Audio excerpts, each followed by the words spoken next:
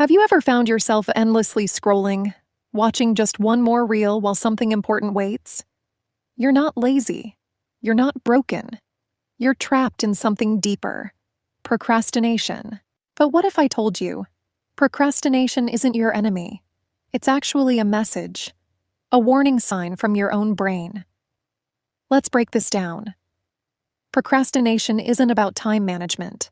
It's not that you can't plan, it's that you can't begin. Why? Because starting feels painful, and your brain will always choose comfort over discomfort. Here's the truth most people don't realize. Procrastination is a form of emotional self-protection. When you delay that project, that conversation, that decision, you're not avoiding the task itself. You're avoiding the emotions attached to it. Fear, doubt, pressure, shame, even success. And it shows up in so many ways. You tell yourself you'll do it tomorrow, you wait for motivation, you suddenly remember to clean your room before starting. You binge watch, overthink, make a snack, scroll again, and the cycle continues. Still think it's just about laziness? Let's talk about what's really going on.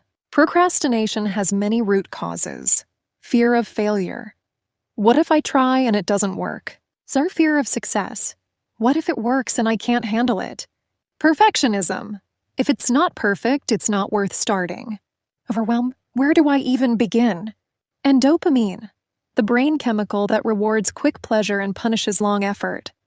Sound familiar? But what's happening inside your brain? There's a mental tug-of-war.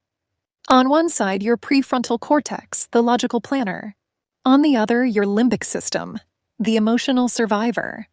And unless you've trained it, the limbic system wins almost every time. That's why just trying harder doesn't work. Willpower isn't enough. You need a system. So, how do you fight back? Start with this. Break the task down. Your brain fears mountains. Show it a pebble. Use the 5-minute rule. Just promise yourself you'll work on something for 5 minutes. That's it. Getting started is the hardest part. After that, momentum takes over. Design your environment. Eliminate distractions before they eliminate your focus. Bundle your tasks with rewards. Study while sipping your favorite tea. Work while playing calm music. Make discomfort slightly more comfortable. Use time blocks. Assign specific hours to tasks instead of making a chaotic to-do list. And here's a big one. Stop beating yourself up. Self-shame only feeds the cycle. You're not behind. You're just learning how your brain works and how to manage it better. Now let's shift your perspective. What if procrastination isn't just a problem, but a compass? What if it's pointing directly at what you care about the most? We don't delay things that don't matter.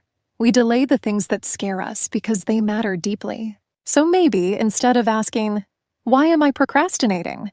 Ask, what does this delay say about what I'm feeling? This shift can change everything. If this connected with you, then you're already one step ahead. Because awareness is the first tool, action is the second. And in the next step of your journey, you'll learn the 5 mental tricks that high performers use to beat procrastination daily. No motivation, no guilt, just clarity and control. You're not here to stay stuck. You're here to take back control. It starts now.